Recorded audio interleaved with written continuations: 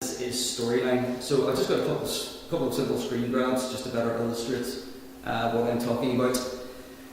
Originally, Articulate Studio, which is the previous version of Storyline, just worked within PowerPoint. Now it's its own bespoke standalone tool.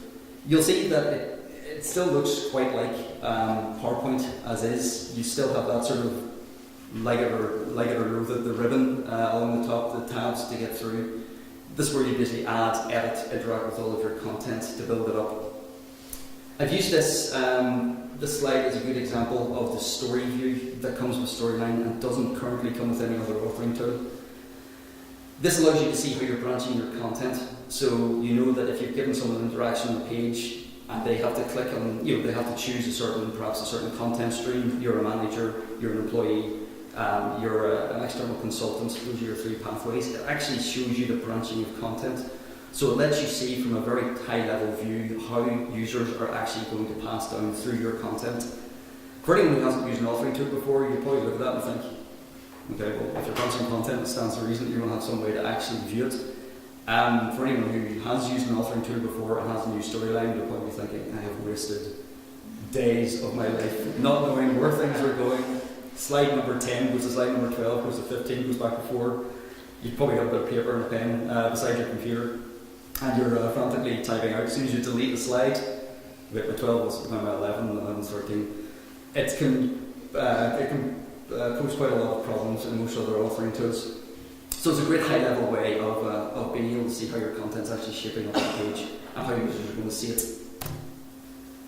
Actually, in the Storyline itself, you'll see that again, it's really not a million miles off PowerPoint. They've kept quite a lot of the functionality. They know a lot of their client base are going to be moving from Articulate directly into Storyline. They therefore know that their client base know how to use PowerPoint. Let's change as little of it as we possibly can and keep it as consistent as possible. So you still have your slide view down the left hand side. You've got obviously your stage area in the centre. And then you've got your other items and assets that allow you to build up interactivity. Triggers allow you to add interactivity to the page. Layers allow you to show and hide content. Traditionally, you would have had to split this into 3 or 4 slides in your PowerPoint and just link to slide, link to slide, link to slide. But now you have the ability to actually keep all of that content on the one page. Makes it much easier for first and foremost for the developer, for the likes of myself actually building up the content. It also makes everything a lot more compact, where traditionally you would have had quite sprawling e-learning courses because you would need to have had a separate page for every stage of an interaction, for example. You can now have all of that on one slide.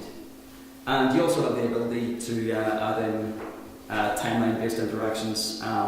As Kerry had said earlier, I've made very little use of the PowerPoint's animation except for the fade in. Same premise goes for e-learning contents. If you're sliding the bullet points in from the left-hand side and people have to wait 10 seconds before they see the last bullet point, then you're probably doing it wrong. You're probably better off just keeping the bullets on the page at all times.